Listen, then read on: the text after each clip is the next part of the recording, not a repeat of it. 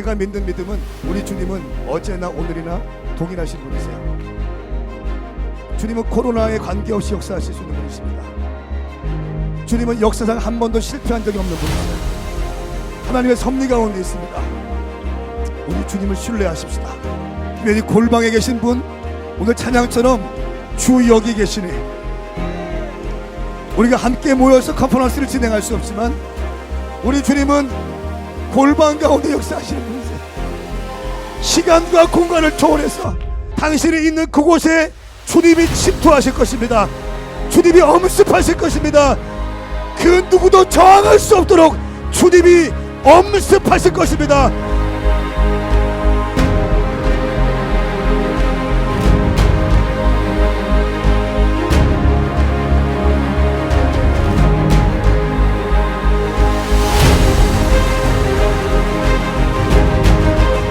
The things that happened in this book really did happen. The fact. He's the great unifier. He's the only name we will find unity in. 생명 걸고 하나님께 부여하시오다. 영혼의 세계를 부여하시오다. 복음이 전파됐더니 사람이 변했고 사람이 변하니까 사회가 변했단 말이에요. 우리의 공급자이십니다. 여호와 이레십니다. 하나님은 우리의 모든 걸 고치십니다. 여호와 라파이십니다. 하나님을 정확히 아는 눈, 그것이 복입니다. 오히려 시대가 어려울수록 하나님은 한 사람을 선택해서 그에게 예배를 경험하게 하십니다. 오늘 예수의 이름으로 2주간의 홀리 퍼펙트 스톰이 이루어질지어다. 하나님의 부흥을 받아내는 성숙한 교회가 되기를 주의 이름으로 축원합니다. 용서는 여러분 이해가 아닙니다. 용서는요 믿음의 반응입니다.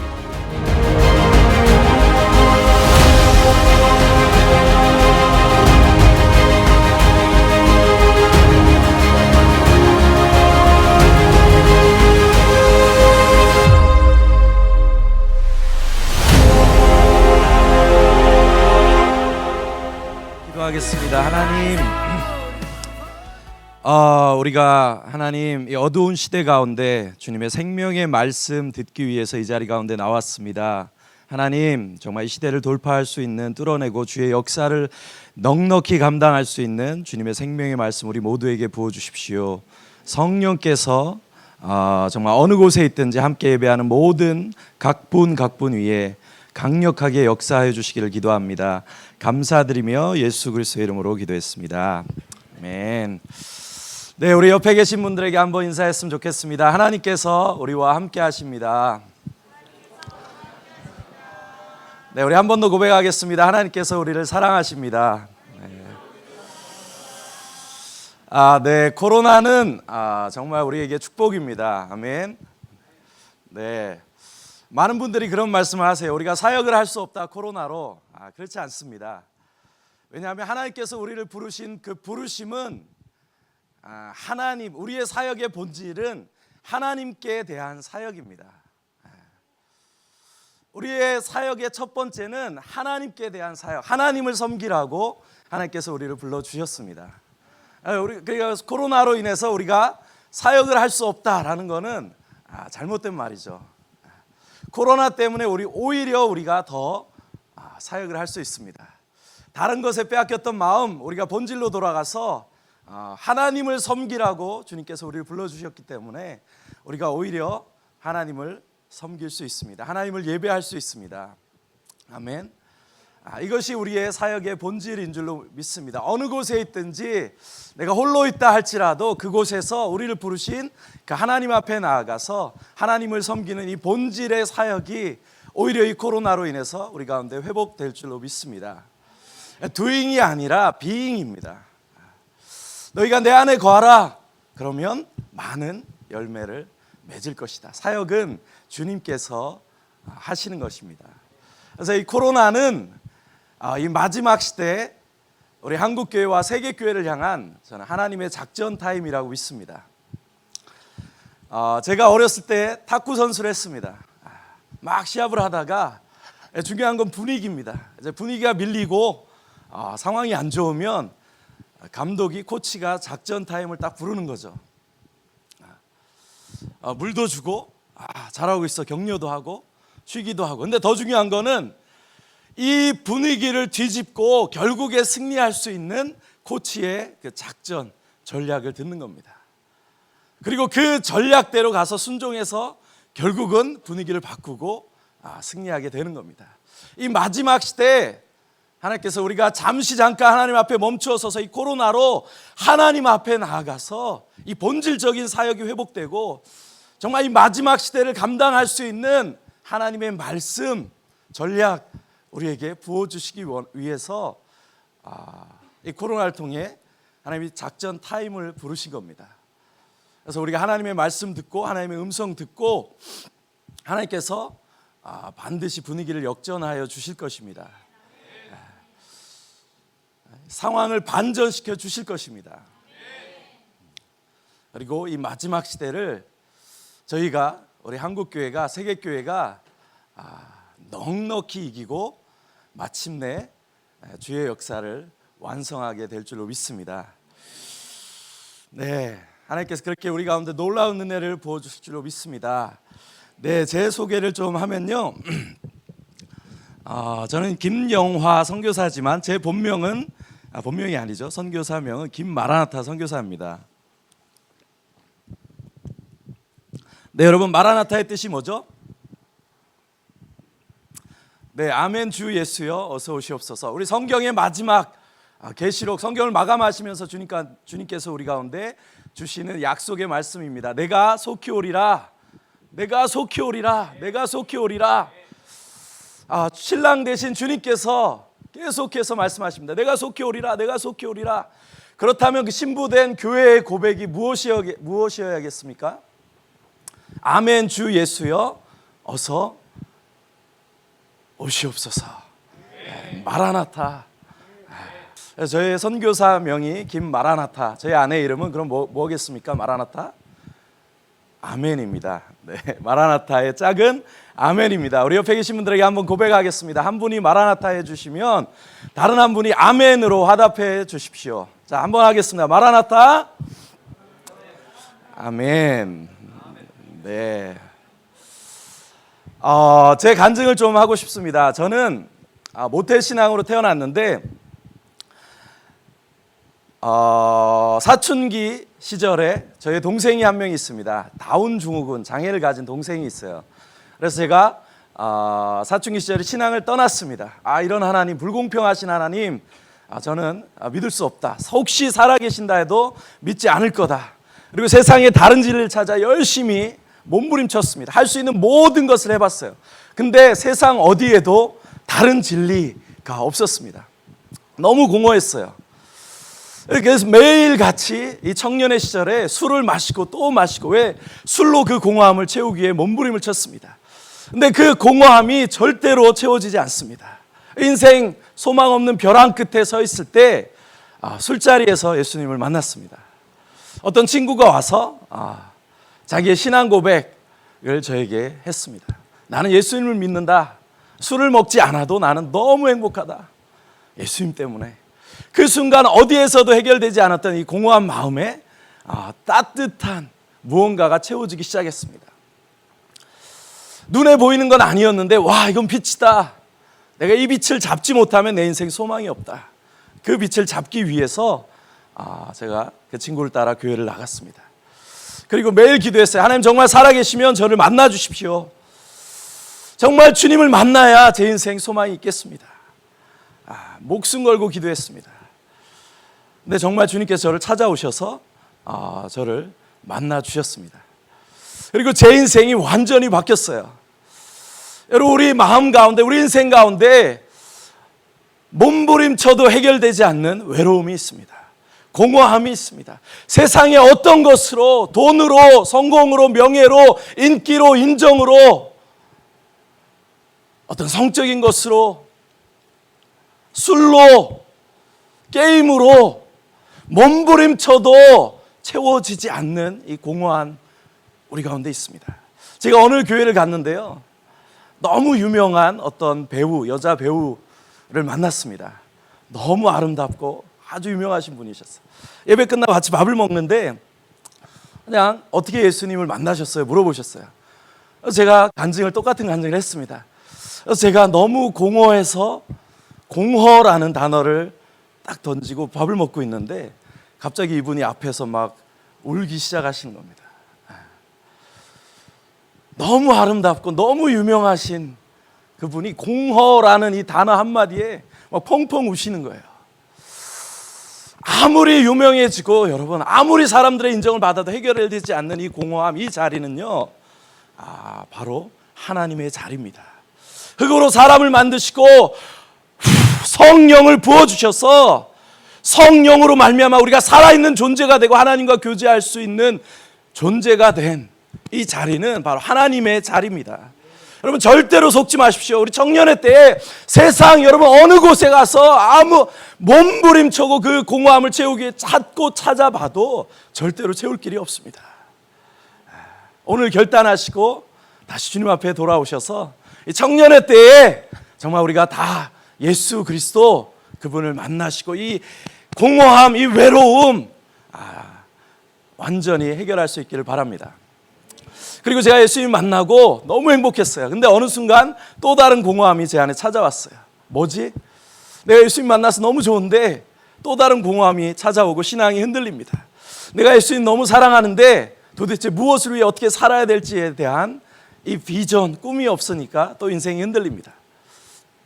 하나님, 제 인생을 놓고 기도했어요. 하나님 정말 제 인생을 향한 꿈 주십시오. 제가 주님 사랑합니다. 달려가고 싶은데 무엇을 위해 어떻게 달려가야 될지 제가 그 꿈, 비전이 없습니다. 인생을 놓고 기도했습니다. 여러분 어쩌면 이 코로나로 우리가 잠깐 멈춰져 있는 것 같은 이 시기가 정말 하나님의 축복입니다. 왜? 우리가 그 분주했던 거 다 멈추고 내려놓고 하나님 앞에 나아가서 정말 여러분의 인생을 놓고 우리 한국교회의 미래, 운명을 놓고 우리가 하나님의 목숨 걸고 기도할 수 있는 축복의 시간입니다. 그리고 제가 필리핀에 단기 선교를 갔어요. 제가 예수님 믿고 매일 했던 기도가 있습니다. 하나님 저 예수님 세상에서 열심히 섬기겠습니다. 그렇지만 선교사, 목사 이런 거 절대로 안 합니다. 근데 왜 제가 그런 기도를 했냐면 한 번도 하라는 적이 없는데 제 마음에는 제가 선교사, 목사님들은 좀 불쌍한 것 같다. 자유가 없다. 얽매여 사는 것 같다. 저는 그렇게 살고 싶지 않습니다. 매일 기도했어요. 근데 여러분 그렇게 기도하면 하나님이 그분을 제일 먼저 부르십니다. 네. 그런데 제가 이제 필리핀에 단기 선교를 갔는데 거기 선교사님의 모습이 저는 되게 불쌍할 줄 알았는데 너무 멋있었어요. 세상 앞에 당당하게 하나님의 그 비전, 분명한 목표를 향해서 후회 없이 달려가시는 그 모습이 너무 멋있었어요. 기도했습니다. 와, 하나님 저도 저렇게 살고 싶습니다. 사실 우리가 자유롭게 살고 싶다고 하지만 세상 가운데 어떻습니까? 세상 흐름의 형편에 사실은 끌려가고 있습니다. 돌아와서 인생을 놓고 기도했어요. 하나님 정말 제 인생을 향한 비전 주십시오. 목숨 걸고 기도할 때 하나님께서 주셨던 말씀이 창세기 12장 아브라함을 부르신 그 말씀으로 저를 부르셨습니다. 그 말씀이 제 인생을 바꿨고 제가 기쁨으로 선교사로 헌신하게 되었습니다. 여러분 우리가 청년의 때에 해야 할 또 한 가지 중요한 것이 있다면 정말 이 하나님의 비전을 우리가 발견할 수 있기를 소망합니다.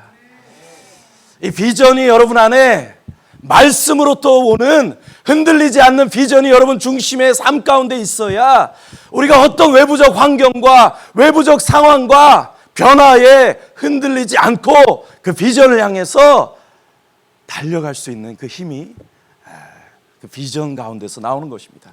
말씀 가운데 나오는 것입니다. 외부적인 요인에 여러분의 꿈과 우리 인생의 근거를 두면 상황의 변화에 따라 우리는 너무나 흔들립니다. 그러나 그 꿈의 근거, 그 비전, 말씀에 근거한 그 비전이 우리 중심에 새겨져 있으면 어떠한 변화와 상황에도 우리는 절대로 흔들리지 않습니다. 그 비전을 향해 오히려 그 고난을 뚫고 유유히 나갈 수 있는 그 힘이, 그 능력이 그 말씀, 그 비전 그곳에 있는 줄로 믿습니다. 그래서 우리가 이 청년의 때에 여러분 그 비전을 발견할 수 있기를 소망합니다. 우리가 청년입니다. 청년은 육체의 나이가 아닙니다. 청년은 그 비전으로 꿈꾸며 내가 아무것도 가진 것이 없다 할지라도 하나님의 말씀 붙잡고 비전 붙잡고 넘어져도 오히려 그 비전 붙잡고 일어나고 또 일어나서 주를 향해 달려가는 그 사람이 주님의 청년입니다. 여러분, 이 어두운 시대, 어려운 시대를 누가 바꿀 수 있겠습니까? 그 주님의 꿈을 가진, 주님의 비전을 품은, 주님의 말씀을 품은, 그 말씀에 목숨 걸고 자신을 던지는 그 청년들이 마침내는 이 어두움을 뚫고 주님의 역사를 이루어가게 될 줄로 믿습니다. 아멘. 네. 우리 킹덤 컨퍼런스를 통해서 여러분 한 분 한 분 가운데 정말 코로나도 흔들 수 없는, 어떤 재난도 흔들 수 없는 하나님의 비전, 하나님의 말씀이 여러분 인생 가운데 하나님께서 반드시 부어주실 줄로 믿습니다. 우리가 그 비전, 그 말씀, 주님 우리 가운데 부어주십시오. 한국교회 위에 부어주십시오. 오히려 이 코로나를 뚫고 시대를 뚫고 주님의 역사를 이룰 수 있는 생명의 말씀, 이 킹덤 컨퍼런스 가운데 주님 부어주십시오. 우리가 다시 일어납니다. 우리 그렇게 주님을 기대하며 나갔으면 좋겠습니다. 우리 옆에 계신 분들에게 한번 고백하겠습니다. 우리가 청년입니다. 한번 고백합시다. 우리가 청년입니다. 주님의 말씀이 우리 가운데 부어지게 될 것입니다. 네, 아멘. 네, 우리 레바논의 이야기를 좀 하고 싶습니다. 우리 좀 PPT를 띄워주시면요. 네, 나오나요? 아, 네. 네, PPT 나오나요? PPT가 지금?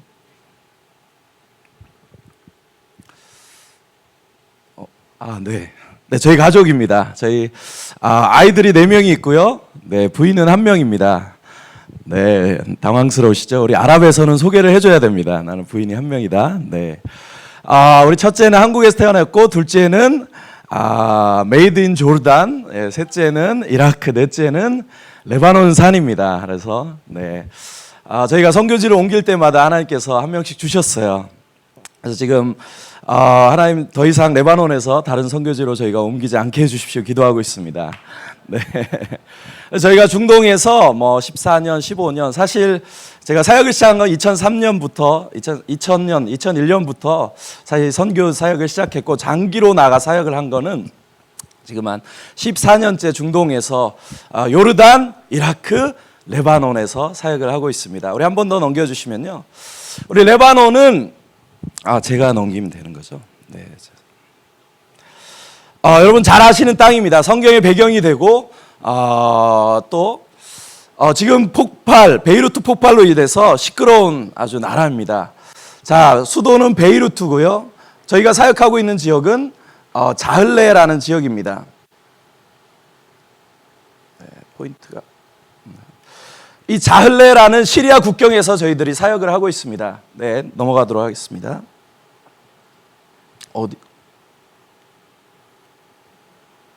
네, 레바논 하면 우리 잘 아시는 백향목, 3,500년 된 백향목이 있습니다. 레바논의 별명이 중동의 스위스입니다. 네, 너무나 아름다운. 지금 베이루트에 폭발이 났습니다. 오랫동안 이 질산 암모늄을 방치해둬서 그게 핵폭탄급으로 터졌습니다. 30만의 이재민이 발생했어요. 100여 명이 죽고 5천 명 이상의 사상자가 났습니다. 근데 사실 이 난민들이 많이 죽었어요. 그 동네가 가난한 지역인데 난민들이 얼마나 죽었는지 사실 파악되고 있지 않습니다. 지금 좀 몇 달 있으면, 얼마 있으면 빵이 모자르게 될 거다라는 이야기들이 나오고 있습니다. 이 폭발의 배경으로 인해서 레바논 지금 너무나 큰 위기 가운데 있습니다. 국가 부도 직전입니다. 경제 위기, 물가가 지금 폭등을 하고 있습니다. 그래서 이 폭발 전에도 시위가 일어났지만 지금 폭발 후에 시위가 아주 레바논 곳곳에서 강력하게 일어나고 있습니다. 왜냐하면 먹고 살기가 어렵고 이 정치적 총체적인 부패, 정부가 이거를 6년 동안 이걸 치워달라 했는데 아무도 일을 하지 않은 겁니다. 그래서 이게 터져서 이런 사람들이 죽은 겁니다. 레바논의 좀 배경을 보시면 레바논은 종교 모자이크 사회입니다. 각 종파들이 다. 근데 팔레스타인 난민들이 70년대 유입이 되면서 이 레바논의 핵심은 그래서 파워 밸런스, 힘의 균형입니다. 근데 팔레스타인 난민이 유입이 되면서 30년 동안 내전을 한 겁니다. 30년 동안 싸우고 나니까 너무 지쳐서 야 우리가 싸우지 말자. 서로 다 분파 안배주의를 통해서 야 기독교는 대통령, 총리는 순위파는 총리, 시아파는 국회의장 다 나눠 있습니다. 인구 퍼센테이지별로 모든 정부의 요직을 다 나눠 먹습니다. 그러니까 외교부는 우리 거, 자기들의 성이 됐습니다. 그러니까 아무도 거기서 나라를 위해서 일하지 않습니다. 나라가 없습니다. 그러니까 자기들 구역이 다 돼서 나눠 먹게 하고 그 안에서 자기들 배를 채우고 있는 겁니다. 그래서 2001년 아랍의 봄이 시작됐을 때 레바논은 조용했어요. 친구들에게 물었습니다. 너희는 왜 아무 액션을 하지 않냐? 레바논 친구들이 이야기합니다. 우리는 시위할 나라가 없다. 그러니까 다 나눠져서 자기들의 배만 불리고 있기 때문에 나라가 없습니다. 청년들이 시위를 하지만 이게 바뀌려면 모든 국가 자체가 극단적인 어떤 전복이나 이 쿠데타나 이런 극단적인 일이 아니고서는 레바논이 바뀔 수 있는 방법이 없습니다. 청년들이 지금 분노하고 있습니다. 코로나가 레바논에 확산되고 있습니다. 수많은 난민들이 죽어가고 있습니다. 이로 인해서 물가가 폭등되고 또 난민들이 살아갈 방법이 없어서 오히려 지금 시리아 난민들이 시리아로 다시 역탈출하고 있는 일들이 일어나고 있습니다. 유럽으로 가지도 못하고 시리아로 갈 수도 없고 레바논에서 지금 그래서 쫓겨나고 이런 어려운 가운데 난민들의 상황이 있습니다. 그래서 우리 레바논을 위해서 정말 여러분 기도해 주십시오. 그 땅에 구루터기와 같이 남아있는 복음주의 교회들이 오히려 이 고난 가운데 깨어 기도하며 일어나서 오히려 복음을 전할 수 있도록 이 고난을 통해 레바논 교회가 레바논 사람들이 오히려 하나님 앞에 나와 주님을 만나고 새로운 부흥이 레바논 땅에 시작될 수 있도록 기도해 주십시오. 자, 너무나 아름다운 땅, 우리 시리아 땅은 2200만 중에 지금 1200만이 해외 이런 나라들의 난민으로 떠돌고 있습니다. 인류 역사에 없었던 일입니다. 150만의 난민이 지금 레바논에 들어와 있습니다. 그래서 90% 이상의 아이들이 학교를 가지 못합니다. 그래서 저희가 지금 학교를 하고 있습니다. 네, 우리 학교의 모습입니다. 네, 우리 학교 아이들의 모습입니다. 넘어가도록 하겠습니다. 네, 우리 청소년들이 있습니다. 네, 한국도 100여 년 전에 아이들이 학교를 가지 못했죠. 스크랜튼 선교사님이 오셔서 최초 자신의 집에서 한 명의 아이들을 데리고 학교를 시작했습니다. 그 아이들이 많아져서 지금은 세계 최고의 대학들이 됐고 우리 연세대학교는 언더우드 선교사님이 오셔서 고아원을 시작했습니다. 그 학교가 경신학당이 되고 연세대학교가 되었습니다. 그래서 저희가 이 아이들을 지금 훈련하고 있습니다. 네. 넘어가도록 하겠습니다. 우리 남자 청소년 아이들이 있습니다.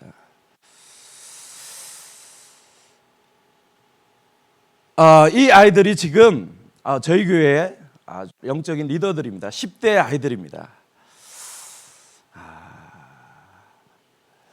저희들이 이 아이들을 목숨 걸고 훈련하고 있어요. 그래서 저희 꿈이 뭐냐면 이 아이들을 다시 시리아로 열방으로 파송하는 비전을 가지고 이 아이들을 훈련하고 있습니다. 3년 전에 하나님께서 말씀하셨어요. 저 친구들을 선교사로 파송해라. 제가 기도했습니다. 하나님, 이 아이들이 난민들입니다. 그래서 저희가 3년째 선교 훈련을 했습니다. 근데 이 친구들이 목숨 걸고 일어납니다. 왜냐하면 이 땅의 소망을 붙잡고 싶어도 붙잡을 게 없는 친구들이 난민들입니다. 근데 하나님의 나라의 비전을 보니까 목숨 걸고 일어납니다. 여건도 없지만 이 민족을 품고 이 친구들이 복음 전하기 위해서 기도하고 있습니다. 하나님, 저 선교사 되고 싶습니다. 저 보내어 주십시오. 시리아 돌아가 복음 전하겠습니다. 제가 이런 민족들에 나가서 주님 선교하겠습니다. 꿈꾸면서 지금도 매일 기도하고 민족을 품고 믿음으로 기도하고 있어요. 하나님, 이들의 기도를 통해 시리아의 전쟁을 끝나게 하시고 복음의 문을 열어주시고 저들을 보내주실 줄로 믿습니다. 여러분, 지금 코로나로 갈 수 없습니까? 아니요. 오히려 이때 우리가 준비하기 원합니다. 오히려 이때 선교 훈련하고 우리가 다 준비시켜 놓고 하나님 지금 나갈 수 없지만 오히려 우리가 준비하겠습니다. 준비해 놓고 하나님 언제든지 우리가 나갈 수 있는 길이 열리면 우리가 달려가겠습니다. 믿음으로 오히려 기도하며 우리 앞에를 바라보고 우리가 준비해 나가기 원합니다. 지금 아랍창에 놀라운 하나님의 역사가 일어나고 있습니다. 무슬림들이 돌아오고 이슬람에 지쳐 있습니다.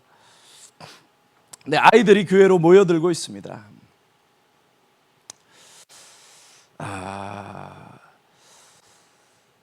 이 무슬림들이 저희가 가정교회를 합니다. 저희는 예배를 4시간을 합니다. 2시간 찬양, 2시간 설교. 근데 2시간 찬양, 2시간 설교, 4시간을 설교하고도 우리 무슬림들이 무슬림들이 아니죠. 이 친구들이 더 예배하자 합니다. 내 마음이 지금 지옥과 같은데, 내 형편이 지옥과 같은데 너희가 와서 예배만 하면 내가 마치 천국에 있는 것과 같다. 제발 이 예배를 멈추지 말아라. 더 하자, 더 예배하자. 4시간을 예배해도 부족하다고 합니다. 우리의 상황이 지금 너무나 어렵습니다. 우리 청년들의 상황이 너무나 어렵습니다. 여러분, 세상에 소망이 없습니다. 그렇다면 우리가 이때 오히려 더 해야 될 것이 무엇일까요? 주님 앞에 나와서 멈추지 않고 오히려 이 코로나 기간 동안 주님을 예배하기 원합니다. 그 가운데 하나님의 나라가 임하고 하나님의 비전이 부어지게 될 줄로 믿습니다. 그래서 저희 가정교회가 너무 부흥을 했습니다. 사무실에서 모임을 하다가 저희가 지금은 큰 장소에서 모임을 합니다. 저희 교회는 다 100% 무슬림 배경의 친구들입니다. 지속적으로 세례를 주고 있습니다. 친구들이 꿈과 환상으로 예수님을 만나고 있어요. 네, 이 친구는 제가 얼굴을 가렸지만 먼저 세례를 받은 자매인데 이 친구가 세례를 받고 싶었는데 너무 두려웠어요. 여러분, 무슬림들이 세례를 받을 때는 벌벌벌 떱니다. 내가 예수님 만나고 너무 세례를 받고 싶은데 정말 세례를 할 때 보면요, 사시나무 떨듯이 떱니다. 왜? 세례 받은 게 알려지면 즉시 죽을 수 있거든요. 근데도 목숨 걸고 세례 받는 겁니다. 저희는 예수님 믿으면 바로 얘기합니다. 야, 예수님 믿으면 네 인생 평안하고 축복받고 잘 살 거야. 아니요, 너 예수님 믿으면 죽을 수 있다. 너 가족에게 핍박받을 거야. 이 사회에서 어쩌면 너 쫓겨날 수도 있어. 너 그래도 예수님 믿겠냐? 믿을 거니? 그래도 그 십자가 따를 거니? 예수님 따를 거니? 우리 친구들 한 명도 그거에서 물러선 친구가 없습니다. 두렵지만, 사시나무 떨듯이 떨리는 두려움이 있지만 한 친구도 물러난 친구들이 없습니다. 그래도 내 예수님 만났으니까 내 예수님 따르겠습니다. 목숨 걸고 세례를 받습니다. 이 친구는 너무 두려워했어요. 근데 토요일 밤에 옆에 있는 친구에게 예수님이 오셔서 너 내일 아침에 저 자매에 가서 세례를 받으라고 얘기를 해라. 아침에 가서 얘기했더니 이 자매가 깜짝 놀라는 겁니다. 나도 어젯밤에 예수님이 오셔서 오늘 세례 받으라고 얘기를 했다. 둘이 막 흥분해가지고 지금 달려와서 아침에 세례 받겠다고 달려와서 지금 세례를 하면서 그 간증을 하고 있는 장면입니다. 지금도 이 땅에는 지금 프론티어 저 변방, 우리가 어렵다고 말하는 그 이슬람 지역, 무슬림 지역에 하나님께서 꿈과 환상으로 성령의 능력으로 초대교회와 같은 사도행전과 같은 역사가 오히려 강력하게 일어나고 있습니다. 여러분, 사도행전적 삶을 살고 싶지 않으세요? 프론티어로 오십시오. 아무도 아멘을 안 하시네요. 네. 레바논으로 오십시오. 아무도 아멘을 안 하시네요. 네, 그 땅에 하나님의 놀라운 역사가 일어나고 있습니다. 추수할 것은 많은데 추수할 일꾼이 없습니다.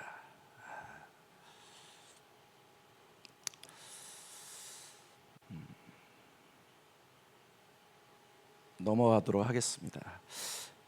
제가 혹시 드린 그 두 번째 사진이 있나요? 그 추가를 부탁드린 아마 좀 사진이 있습니다. 좀 목사님께서 오늘 현장에 대한 이야기를 좀 많이 해달라고 하셔서 우리 오아시스 사진 있는 PPT를 좀 보여주시면요. 여러분, 전도는 원투원 개인입니다. 근데 선교는 민족입니다. 선교사는 한 민족의 운명을 바꾸는 사람들입니다. 선교에 접근 다니는 민족입니다. 최소 민족, 우리가 열방과 세계를 주님의 이름으로 경영하는 사람들이 선교사입니다. 선교사는 정말 가장 축복된 하나님의 부르심입니다. 민족을 주님의 이름으로 한 민족을 섬기고 경영하는 것이 이 선교입니다. 제가 요르단에 있을 때 이야기를 좀 하고 싶습니다. 요르단에 가면 아즈락이라는 도시가 있습니다. A 도시라고 하는 게 낫겠죠. A 도시가 있습니다. 이 도시는 오아시스 도시, 너무 아름다웠던 오아시스 도시였는데 한 번 더 넘겨주시면요, 10여 년 동안 비가 한 방울도 오지 않아서 완전히 말라버렸습니다. 그래서 다 죽고 모든 경제가 무너지고 어려운 상황이었어요. 넘겨주시죠. 저희가 그 땅에 가서 계속해서 섬기고 기도했습니다. 우리 단기팀 오십시오, 기도해 주십시오. 단기팀들이 오셔서 계속 그 땅을 밟고 기도했습니다. 넘겨주시죠. 네, 넘겨주시죠. 제가 넘기겠습니다. 근데 우리가 기도하면서 매일 선포했습니다. 매번 선포했습니다. 하나님께서 우리의 기도를 들으십니다. 예수님의 이름으로 기도하면 이 땅에 하나님 반드시 비를 주십니다. 매번 선포했습니다. 1년, 2년, 3년 비가 오지 않았어요. 근데 우리 단기팀들이 와서 이미 비가 와서 그 땅에 회복된 모습을 그림으로 막 벽화에 그려놓고 우리가 선포했습니다. 하나님 반드시 비를 주십니다. 이렇게 될 겁니다. 또 와가지고 그 다음에 와서 더 큰 벽에다가, 도시 한가운데다가 이 아즈락에 비가 와서 회복된 이 그림을 예언적으로 저희가 그 땅에 그려놓고 또 선포했습니다. 반드시 비를 주십니다. 3년이 지나고 어느 날 현재 친구에게 전화가 왔어요. 난리가 났다. 폭포가 쏟아. 하나님의 하늘문을 여시고 물을 이 아즈락이 지금 쏟아붓고 계신다. 빨리 와봐라. 갔더니 정말 비가, 이게 사막 한가운데 바다처럼 하나님께서 비를 엄청나게 쏟아부어 주셔서 사막 한가운데 바다가 만들어졌습니다. 저희가 달려갔더니 이 사진입니다. 하나님께서 또 무지개를 주셨어요. 그래서 현재 친구들이 저에게 이야기했습니다. 야, 너희가 기도해서 하나님이 비를 주셨다. 야, 이거는 홍수야, 홍수. 너희가 기도했던 대로 정말 하나님께서 그 예수 그리스도의 이름으로 이 땅에 비를 주시고 우리를 살려주셨다. 그리고 그 도시에 교회가 세워졌습니다. 작은 교회가 세워졌어요. 근데 지금 제가 그 도시를 떠났지만 그 땅에 그 교회가 강력하게 서서 지금은 스스로 복음을 전하며 그 도시를 섬기는 강력한 교회가 그 땅에 세워졌습니다. 교회에게 주신 권세는, 우리 그리스도에게 주신 권세는 우리가 생각하는 것보다 큽니다. 우리가 감당할 수 없는, 사실은 우리가 상상할 수 없는 수준의 권세를 주셨기 때문에 우리가 믿지 못하는 겁니다. 선교는 정말 위대한 하나님의 사역입니다. 한 민족의 운명을 바꾸는 위대한 하나님의 사역입니다. 네, 우리 말씀으로 좀 돌아갔으면 좋겠습니다. 우리 함께 누가복음 말씀 같이 읽도록 하겠습니다.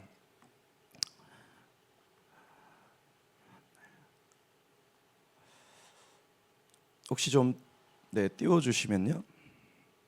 우리 누가복음 3장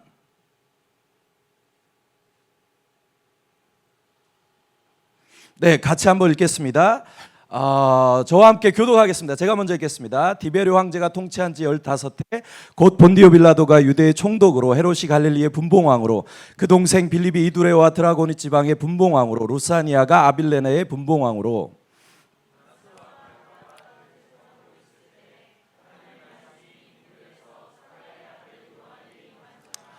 요한이 요단강 묵은 각처에 와서 죄사함을 받게 하는 회개의 세례를 전파하니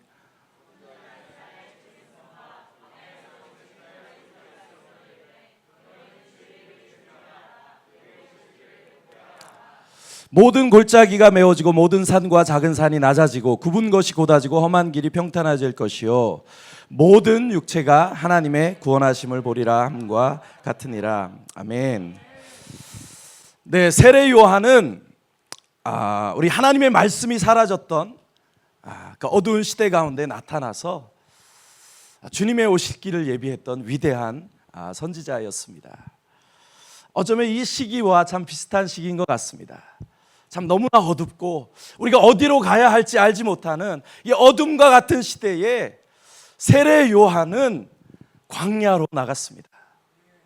거기에서 세례 요한의 사역을 통해 주님의 오시는 그 길이 예비되었습니다. 그렇다면 이 마지막 시대 주님의 다시 오실 길을 우리가 어떻게 예비할 수 있겠습니까? 우리가 세례 요한처럼 주님의 말씀을 선포함으로 광야에서 우리가 주님의 오실 길을 예비하는 세례 요한과 같은 자들로 우리가 일어날 수 있기를 소망합니다. 우리 1절에 보시면 그 당시 상황에 대한 설명이 있습니다. 황제가 나오고 총독이 나오고 왕 어마어마한 세상 권세가 판을 치고 있었던 이 시대적인 상황, 어마어마한 정치 권세가 힘을 발하고 있었던 그 시대의 한가운데, 그리고 2절에 보시면 안나스와 가야바가 대제사장으로 있을 때에 라고, 대제사장은 한 명이 하는 겁니다. 근데 두 명의 이름이 언급되고 있습니다. 종교적으로 혼탁한 시대 가운데 대제사장 자리를 서로 사고 팔고 이 복잡한 어마어마한 종교 권력이 힘을 발하고 있던 그 시대 가운데 정치 권력, 종교 권력이 어마어마한 힘으로 일하고 있던 그 시대 가운데 뭐라고 말씀하시냐면 하나님의 말씀이 빈들에서 사가랴의 아들 요한에게 임했다라고 말씀하십니다. 세상 종교 권세, 정치 권세가 힘을 발하고 있던 그 중심에서 하나님의 말씀이 어디에 임했나요? 빈들에 있었던 세례 요한에게 하나님의 말씀이 임한 겁니다. 그리고 세례 요한은 그 광야에서 외치는 자의 소리로 하나님의 말씀을 선포했습니다. 우리가 지금 보니까 세례 요한이 멋지다라고 이야기하지만 만일 그 시대 가운데 누군가 세례 요한을 봤다면 아마 미쳤다라고 이야기했을 겁니다. 광야 한가운데 서서 막 하나님의 말씀을 선포하는 거예요. 회개하라, 천국이 가까웠다. 세례 요한은 요즘으로 말하면 완전 금수저입니다. 제사장 가문에 태어나서 가만히 있어도 모든 인생의 안정과 평안과 성공이 보장됐어요. 근데 세례 요한은 어려서부터 언제인지 모르지만 그 모든 것을 내려놓고 광야로 나아갔습니다. 광야에서 하나님을 섬겼습니다. 그 세례 요한에게 하나님의 말씀이 임하신 겁니다. 여러분, 오늘날 우리의 삶이, 여러분의 지금 마음이 우리 한국교회 형편이 광야와 같습니까? 할렐루야. 그곳에 하나님의 말씀이 임하게 될 줄로 믿습니다. 광야와 같은 우리 마음 가운데 하나님의 말씀이 임하게 될 줄로 믿습니다. 이 시대를 뛰어넘을 수 있는 하나님의 말씀이 우리 가운데 부어지게 될 줄로 믿습니다. 우리가 그 말씀 붙잡고 말씀에 우리 인생을 던지고 그 말씀 듣던 안 듣던 우리가 세례 요한과 같이 광야에서 그 말씀 선포하며 나아갈 때 그 말씀을 통해 세상이 바뀌고 말씀을 통해 어둠이 뚫어지고 말씀을 통해 주님의 역사가 한국교회와 열방 가운데 이루어지게 될 줄로 믿습니다. 세례 요한이 그 말씀을 선포하기 시작했을 때 어떤 일이 일어났습니까? 사람들이 오히려 그 말씀을 듣기 위해 광야로 나왔습니다. 그것이 말씀의 능력입니다. 종교 지도자들까지도 그 말씀을 듣기 위해 오히려 광야로 나왔습니다. 그것이 말씀의 능력입니다. 세상이 광야에서 바뀌어진 겁니다. 여러분, 이 세상을 바꾸려면 어디로 가야겠습니까? 광야로, 프론티어로, 변방으로. 이 대전에서 여러분 가신 각자 그곳에서 우리가 말씀을 선포하기 시작할 때 그 말씀을 통해 세상이 바뀌게 될 줄로 믿습니다. 저희는 레바논, 그것도 베이루트도 아닌 시리아 국경 꼴짜기에서 매일 선포합니다. 하나님, 시리아 민족 살게 해주십시오. 저희가 7년 전에 갔을 때 아무도 없었어요. 아무도 없는 곳에 하나님 저희를 떨궈 놓으셨어요. 하나님 150만 시리아 난민 살게 해주십시오. 시리아 민족 살게 해주십시오. 그런데 저희는 능력이 없습니다. 한국교회에 함께 일어나 기도하게 해주십시오. 청년들 보내주십시오. 매일 외치 아무도 듣지 않는 그 땅 가운데 선포했습니다.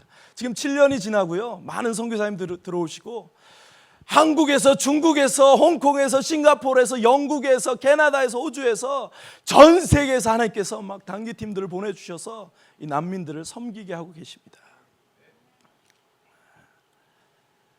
이 말씀은 능력입니다. 두려워하지 마십시오. 근데 세례 요한이 말씀을 선포했습니다. 사람들이 나왔어요. 사역이 성공한 겁니다. 근데 세례 요한이 어떻게 됐죠? 감옥에 잡힙니다. 그리고 감옥에서 죽습니다. 요르단에 가면 세례 요한 참수터가 있어요. 광야 한가운데.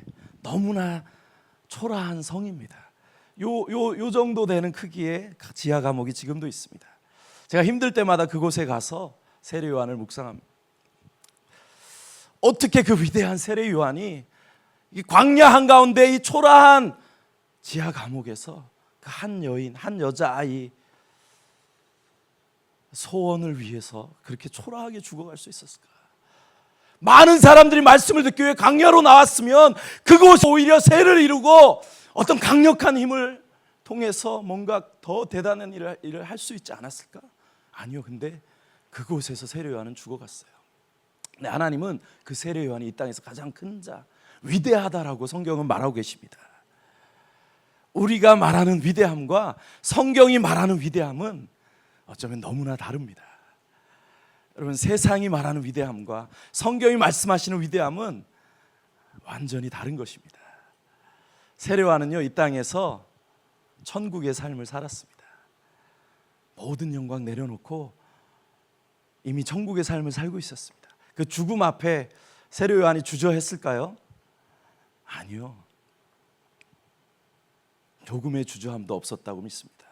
이미 세례 요한은 천국의 삶을 살고 있었기 때문에 기쁨으로 그 길을 갔을 겁니다. 조금의 미련도 없이. 여러분, 이 마지막 시대에 이 세상에 미련 두지 마십시오. 세상 영광에 소망 두지 마십시오. 우리가 세상 영광에 소망 두면 넘어집니다. 이 마지막 시대는요, 옛날에는 잘하면 됐어요. 열심히 하면 됐어요. 근데 이 마지막 시대는 목숨 걸지 않으면 우리가 예수님 섬길 수 없습니다. 사역자를 이야기하는 게 아닙니다.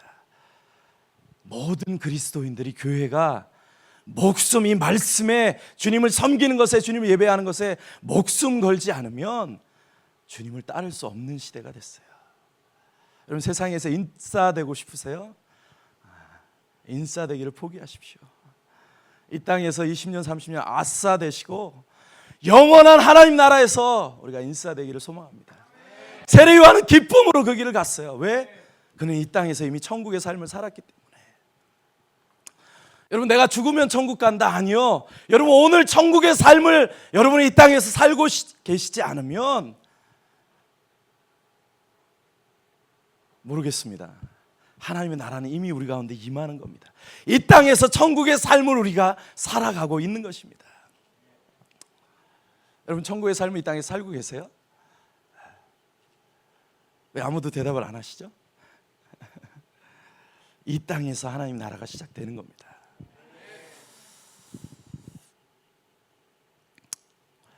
우리 좀 파워포인트를 좀 띄워주시면요, 저희가 좀 이 시대에 대한 이야기를 좀 하고 마쳤으면 좋겠습니다. 로마서 12장 말씀 있는 PPT를 좀 띄워주시면 좋겠습니다. 사실 저는 선교사인데 현장 얘기를 하기에도 시간이 부족한데 좀 어렵지만, 시간도 없지만 이 이야기를 좀 나누고 싶은 마음을 하나님 주셨어요. 우리 로마서 12장 말씀 너무나 잘 아시죠? 같이 한번 읽겠습니다. 그러므로 형제들아 내가 하나님의 모든 자비하심으로 같이 읽겠습니다. 너희를 고안하노니 너희 몸을 하나님 기뻐하시는 거룩한 산제물로 드리라. 이는 너희가 드릴 영적 예배니라. 너희는 이 세대를 본받지 말고 오직 마음을 새롭게 함으로 변화를 받아 하나님의 선하시고 기뻐하시고 온전하신 뜻이 무엇인지 분별하도록 하라. 우리가 이 시대에 대해서 조금 주목할 필요가 있습니다. 사실 시대에 대한 이야기를 하는 것이 좀 조심스럽습니다. 왜냐하면 너무 현상과 시대에 집중하다 보면 하나님의 말씀을 놓치기 때문입니다. 그러나 이 시대 가운데 우리가 시대에 대한 이야기를 좀 주목해야 하는 이유는 이 말씀에 있습니다.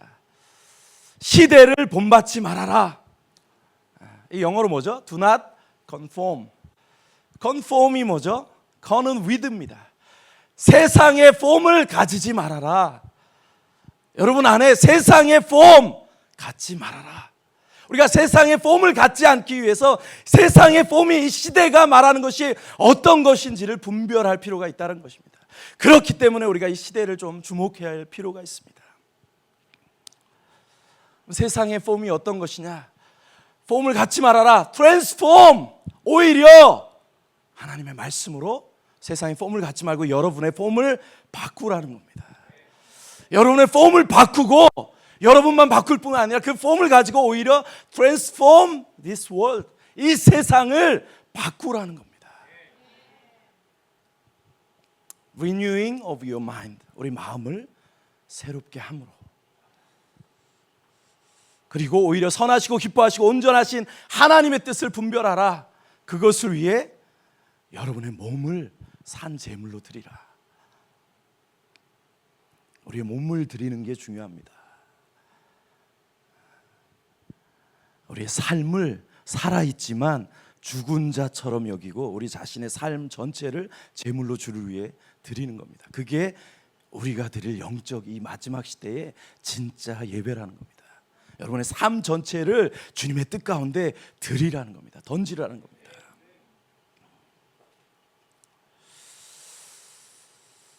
고린도서 10장 4절 5절 말씀 보겠습니다. 우리는 우리의 싸우는 병기는 육체에 속한 것이 아니요 오직 하나님 앞에서 견고한 친을 파하는 강력이라. 모든 이론을 파하며 하나님 아는 것을 대적하여 높아진 것을 다 파하고 모든 생각을 사로잡아 그리스도께 복종케 하니. 모든 이론을 파하며, 우리의 싸우는 병기는 육체에 속한 것이 아니다. 견고한 진을 파는 강력인데 그게 뭐냐면 모든 이론이라는 겁니다. 사상이라는 겁니다. 세상 철학, 가치관이라는 겁니다. 그거를 디스트럭션 하라는 겁니다. 우리의 생각 가운데서 여러분 디스트럭션 해서 오히려 폼을 바꾸고, 말씀으로 우리의 폼을 바꾸고 오히려 세상을 트랜스폼 하라는 겁니다. 이게 우리의 예배라는 겁니다. 그래서 우리의 싸움은, 우리 영적 전쟁하면 너무나 신비주의적으로 얘기하지만 우리의 싸움의 본질은 뭐냐면 이론에 대한, 사상에 대한, 철학에 대한 싸움이라는 겁니다. 근데 우리가 살고 있는 이 시대, 사상 어디에서 오는 거죠? 우리가 살고 있는 시대를 근대 사회라고 합니다. 지금 뭐 현대 사회라고 하죠. 이 근대 사회의 사상과 철학을 보면 여러분이 어떤 배경 가운데 우리를 붙잡고 있는 것이 어떤 것인지를 우리가 조금 알 수가 있습니다. 그래서 그거를 분별하고 우리가 청년들의 이 시대 가운데 정말 하나님의 뜻을 분별하고 어떻게 살아야 될지를 정말 하나님 앞에 나아가 기도하며 우리가 분별할 수 있기를 소망합니다. 여러분, 이데올로기라는 것은 아이디어, 한 사람의 어떤 아이디어, 철학자의 아이디어에 로직이 합쳐진 겁니다. 그걸 논리화한 겁니다. 그게 사상이 되고 철학이 된 겁니다. 그걸 운동을 통해서 전파하고 교육을 통해 전파하고, 그래서 이 세상의 그 비전을 가지고 세상을 그 이데올로기로 바꾸어 가고자 하는 것이 이 이데올로기입니다. 사실 우리는 어려서부터 그 교육을 받은 겁니다. 근대 교육 속에서 자라났습니다. 우리 근대 하면 르네상스를 얘기합니다. 르네상스 뭐죠? 재생, 재부활, 재부흥. 그러면 어디로 가자는 겁니까? 고대 그리스와 로마 문명의 재인식과 재수용, 인간 중심의 정신 되살리자, 중세 신본주의 사회를 오히려 뒤로 가서 그리스, 로마 인본주의로 돌아가자. 이게 르네상스입니다. 빛은 하나님의 말씀이 아니라 인간 이성으로부터 온다. 네, 시간이 없으니까 우리가 키워드만 하겠습니다. 잘 아시죠? 학교 다닐 때 공부했던 데카르트, 근대의 아버지, 철학의 아버지. 진리의 근거는 신이 아니라 인간의 합리적인 이성이다. 계몽이란 것은 가장 확실한 것들을 의심하고 해보아라. 여기서 가장 확실한 것이 무엇일까요? 하나님의 말씀, 진리. 프랑스 혁명, 이 자유, 세계가 이후에 자유와 평등이라는 두 개의 비전을 가지고 사실 나눠져 있고 지금도 싸우고 있습니다. 한국 교회도 나눠져 있고 한국 사회도 나눠져 있고 이 비전, 세상 비전을 가지고 지금 세상 바꾸기 위해서 몸부림치고 있습니다. 네, 넘어가도록 하겠습니다. 요 얘기만 하면 좋을 것 같습니다. 우리가 살고 있는 시대, 그래서 근대 사회 가장 핵심은 모더니즘입니다. 뭐죠? 모더니즘. 과학으로 증명되지 않는 것 진리가 아니다. 인간 이성 위대하다. 과학과 기술로 유토피아 건설할 수 있다. 그걸 향해서 세계가 달려왔습니다. 그 비전을 향해 달려왔어요. 근데 이 과학과 기술이 발전되고 세상이 발전했는데 보니까 인간이 행복하지 않습니다. 오히려 더 공허해지고 더 외로워지고 인간성은 더 파괴되어지고 부익부 빈익빈 어마어마한 소외감. 그래서 행복하지 않다는 것을 세상이 발견했습니다. 그러면 인간들이 다시 회개하고 하나님께 돌아가야 되는데 타락한 인간들이 그렇게 하지 않습니다. 어떻게 했죠? 그 다음에 나온 게 포스트 모더니즘입니다. 해체. 야, 진리는 없다. 해체시켜버리자. 절대 진리를 부정해 버립니다. 포스트 모더니즘은 우리 1930년 1차 세계대전 이후에 니체를 통해 나온 겁니다. 자, 다 미쳐버리자, 이게 핵심입니다. 진리는 없다, 다 미쳐버리자, 이게 포스트 모더니즘입니다. 예전 거 다 바꿔버리자. 네. 해체가 포스트 모더니즘의 키워드입니다. 근데 요즘 시대는 사실 요 얘기를 좀 하고 싶었어요. 요즘 우리가 살고 있는 시대는 사실 포스트 모더니즘을 지났습니다.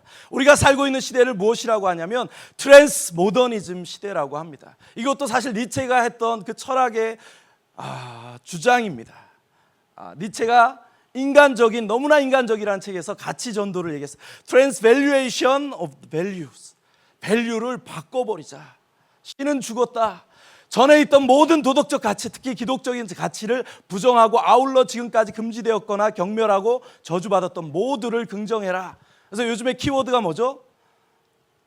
비주류의 주류화. B급이 막 뜨고 있습니다. 전통의 현대화. 다 바꿔버립니다. 비진리의 진리와 하나님이 만드신 세계와 진리를 다 바꿔버리는 겁니다. 트랜스밸류에이션, 트랜스젠더, 그죠? 그리고 나온 게 트랜스휴머니즘, 인간도 바꿔버리고 하나님 창조하신 인간을 트랜스휴먼 AI로 바꿔버리고 인간 복제 기능을 통해서, 그죠? 사람도 우리가 만들어낸다. 죽지 않는 사람 만들어낸다. 트랜스 모더니즘입니다. 기준이 무너진 사회입니다. 포스트 모더니즘 시대는요, 진리가 없다. 너도 옳고 나도 다 미쳐버리자. 트랜스 모더니즘은요, 불법이 법이 되는 시대입니다. 비진리가 진리가 되는 시대입니다. 우리 로마서 1장에 주님 명확하게 말씀하고 계시죠. 불의로 진리를 막는 자들. 불법이 진리가 되는 겁니다. 그래서 동성애에 대한 이야기가 나오죠. 자기들만 행할 뿐 아니라 그것을 행하는 자도 옳다 하느니라. 정말 이제는 마지막 시대가, 정말 하나님에 대해서 아주 극단적으로 도전하는 마지막 시대가 온 겁니다. 하나님의 법에 도전하는 겁니다. 불법이 법이 되는 겁니다. 여러분, 그럼 그 시대 가운데 여러분 어떻게 사시겠습니까? 이 기준이 무너진 시대, 오히려 불법이 법이 되어서 성도들의 고난이 이곳에 여기에 있습니다. 오히려 초대교회 핍박은 핍박을 받을수록 교회가 부흥했어요. 마지막 시대의 핍박은요, 너무나 어렵습니다. 왜? 와, 너희 성도들이, 크리스천들이 어떻게 법을 안 지키냐? 불법이 법이 돼서 교회를 핍박하는 겁니다. 거기에 갈등이 있는 겁니다. 어디로 갈지 우리가 알지 못하는, 교회 안에도 이 문제로 지금 벌써 막 갈등되고 싸움이 일어나고 있습니다. 여러분 어떻게 하시겠습니까? 세상의 법과 하나님의 법이 충돌할 때 여러분은 어떻게 하시겠습니까? 말씀에 목숨 걸지 않으면 이 시대를 감당할 수 없습니다.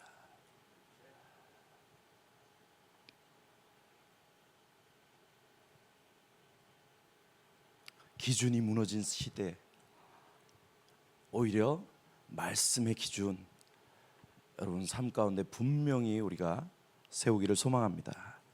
그 기준이 없으면 다 무너지는 겁니다.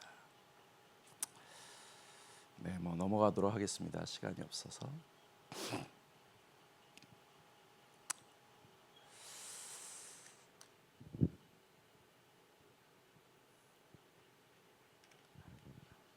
그러면 이 마지막 시대 정말 우리가 어떻게 이 세상을 이길 수 있겠습니까?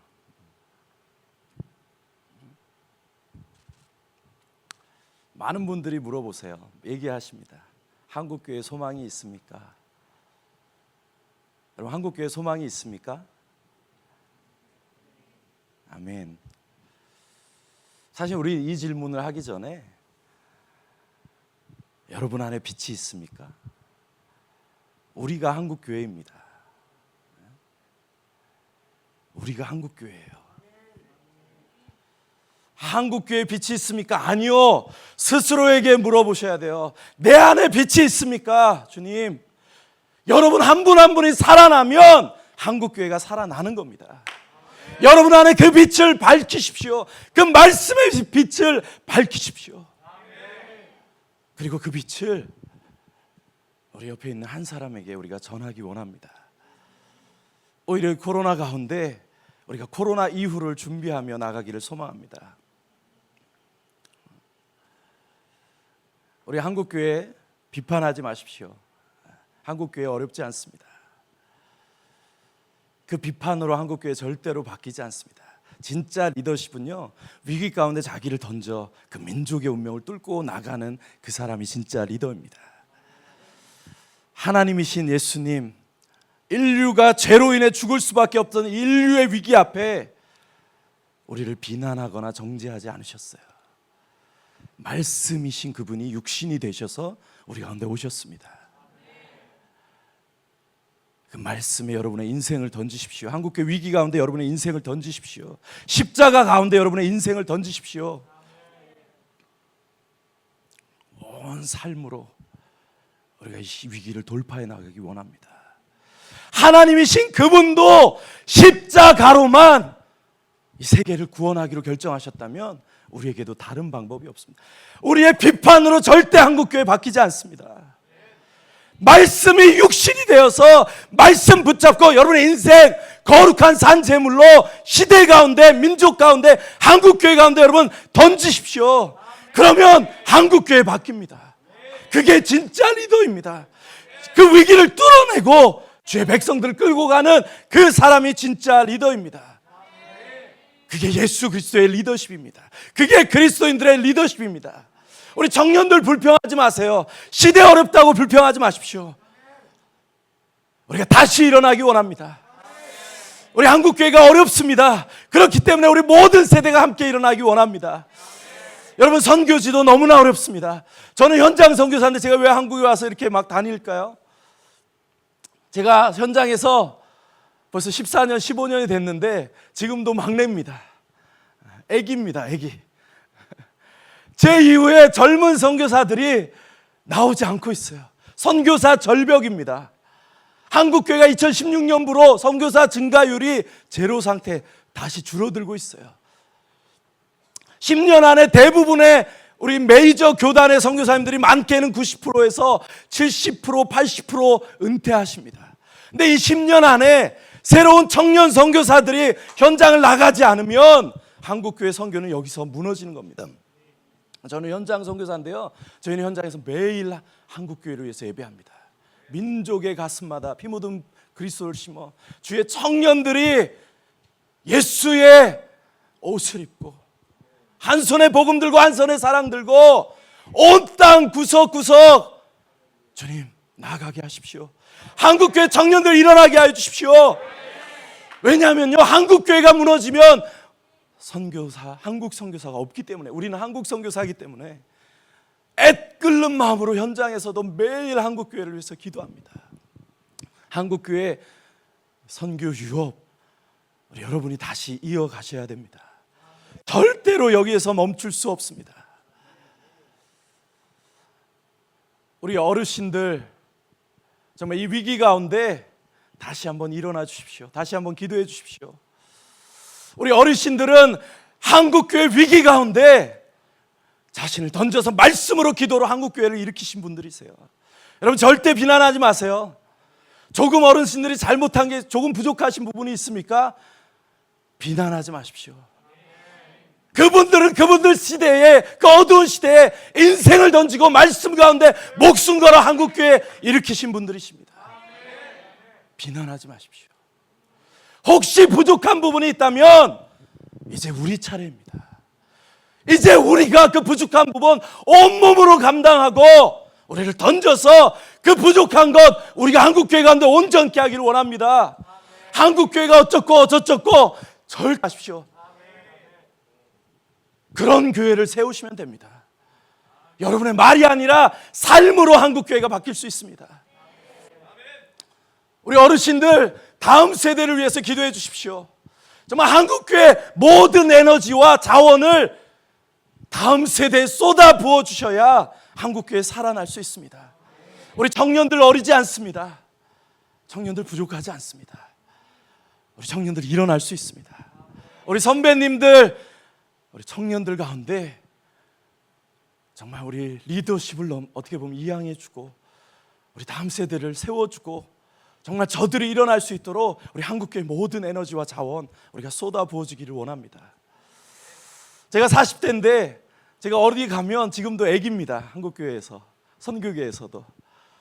근데 또 제가 청년들을 만나면 저를 꼰대라 그래요. 끼워주질 않습니다. 갈 곳이 없어요.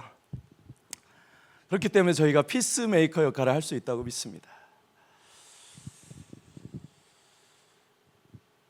저는 저희 세대가 우리 사역을 성공하려고 그러면 정말 다음 세대에 일어나지 않는다고 믿습니다.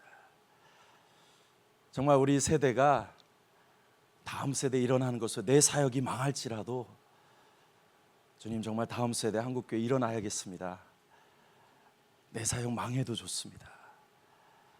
다음 세대를 일으키는 것에 우리 인생을 던지면 정말 한국교회 다음 세대 일어나게 될 줄로 믿습니다. 여러분 청년들 일어나십시오. 두려워하지 마십시오. 실패를 두려워하지 마십시오. 말씀 붙잡고 일어나십시오. 우리가 이제 그 바톤을 이어받기 원합니다. 우리가 주의 역사를 이 마지막 시대 감당하기 원합니다. 그래서 저희들이 기도하고 있는 게 있습니다. 우리 한국교회 타겟 2030. 우리 감사한 거는 KWMA 안에 우리 차세대 사역단이라는 새로운 부서가 또 생겼어요. 그래서 한국교회가 이 모든 에너지를 이제 2030 다음 세대에 2030년까지 10년, 어쩌면 10년밖에 없다. 이 10년 동안 우리 한국교회 다시 뛰지 않으면, 다시 일어나지 않으면 한국교회 소망 없다. 우리 다시 한번 죽을 각오하고 10년 동안 한국교회에서 뛰자. 그래서 2030 그리고 20대 30대 선교사들 우리가 파송하자. 이 비전을 위해서 이제 한국교회가 함께 달려갈 것입니다. 정말 그 중심에 여러분 한 분 한 분이 있기를 소망합니다. 우리 오메가 교회와 우리 킹덤 컨퍼런스를 통해 그 역사가 오늘 이곳에서부터 정말 시작되기를 저희가 기도합니다. 그렇게 시작될 줄로 믿습니다. 우리 같이 한번 좀 기도했으면 좋겠습니다. 좀 일어나셔서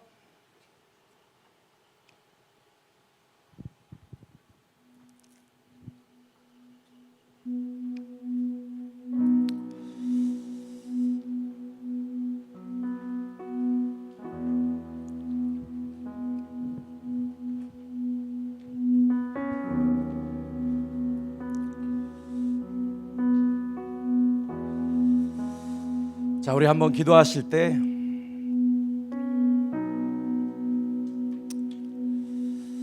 여러분 우리 하나님은 크고 위대하신 분이십니다. 그분은 지금도 살아계시고 역사하시는 분이십니다.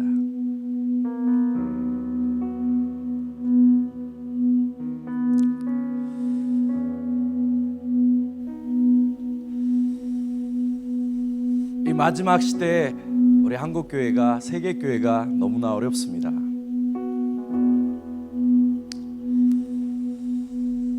그러나 이 광야와 같은 그곳에 정말 하나님께서 말씀으로 임하여 주실 것입니다. 하나님, 제 인생이 광야와 같습니다. 그러나 이 광야와 같은 이곳에 주님의 말씀으로 임하여 주십시오. 정말 우리가 돌이키기 원합니다. 다시 주님 앞에 나아가기 원합니다. 우리 세상에 소망 두지 않기를 원합니다. 세상 영광 바라보지 않기를 원합니다. 하나님, 세례 요한과 같은 영성 주십시오. 정말 엘리야와 같은 영성 주십시오.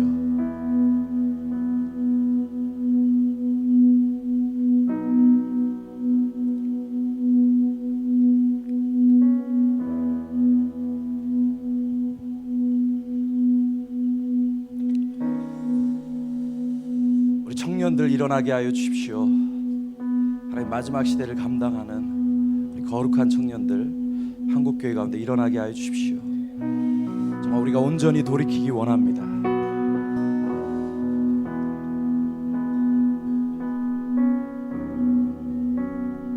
우리가 다시스로 가던 배에서 뛰어내려서 정말 니느웨로 돌아가는 것이 회개입니다. 세상을 향해 달려가던 그 배에서 뛰어내리는 게 참된 회개입니다.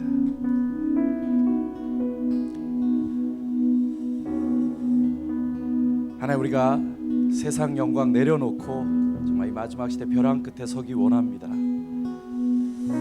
하나님, 정말 말씀으로 임하여 주십시오. 말씀 붙잡고 이 시대에 일어나게 하여 주십시오.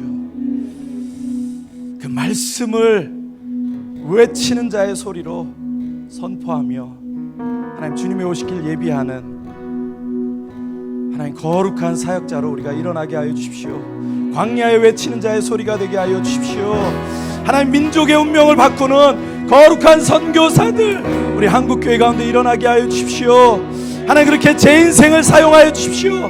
하나님, 이 킹덤 컨퍼런스 가운데 정말 제 인생을 바꾸며 한국교회를 바꾸며 주의 역사를 이루어갈 수 있는 주님 말씀이 우리 인생 가운데, 우리 한국교회 가운데 부어지게 하여 주십시오. 주님 말씀으로 임하여 주십시오. 그렇게 우리 인생과 우리 한국교회를 올려드리면서 주님의 말씀을 구하면서 함께 기도하며 나가겠습니다. 주여,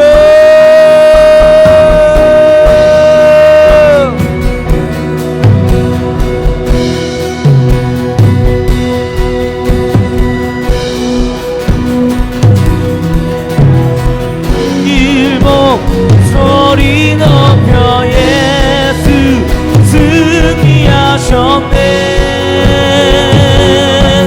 찬양해 주행하신 일목 소리 높여 예수 승리하셨네. 찬양해 주행하신 일목 소리 높여 예수 승리하셨네. 찬양해 주행하신 일목 소리 높여 예수 승리하셨네. 찬양해 주행하신 일목 소리 높여 예수 승리하셨네. 찬양해 주행하신 일목 소리 높여 예수 승리하셨네. This is our fight my battle. This is our fight my battle. This is our fight my battle. This is our fight my battle. This is our fight my battle. This is our fight my battle. This is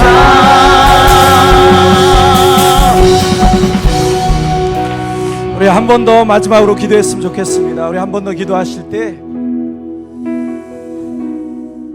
주님의 말씀은 분명히 말씀하고 계세요. 마지막 시대 전쟁과 기근과 환난과 전염병이 곳곳에 가득할 것이다.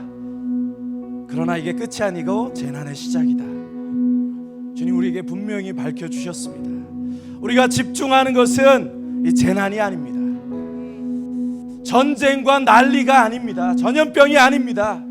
오히려 그 전염병을 뚫고 난리를 뚫고 이 마지막 시대에 이 전국 복음이 모든 민족에 증거되어야 하리니 그제야 끝이 오겠다고 말씀하십니다. 지금 아랍창이 돌아오고 있어요. 사우디아라비아가 돌아오고 있습니다. 중동이 돌아오고 있습니다.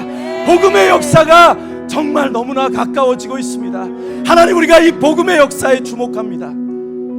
오히려 이 고난 가운데 하나님 믿음으로 일어나 이 복음 능력 붙잡고 열방을 향해 나아가는 거룩한 청년들 한국교회 가운데 일어나게 하여 주십시오. 열방을 향해 오히려 나아가게 하여 주십시오. 하나님, 코로나를 뚫고 전쟁을 뚫고 주의 역사 완성하는 거룩한 청년들, 거룩한 청년 선교사 한국교회 가운데 일어나게 하여 주십시오. 청년들 일어날지어다. 청년 선교사 일어날지어다. 오만 청년 선교사 우리 한국교회 가운데 다시 한번 주님 일어나게 하여 주십시오. 우리 이렇게 청년들을 일으켜 주시도록 함께 한국교회를 위해서 마지막으로 기도하며 나가겠습니다. 주여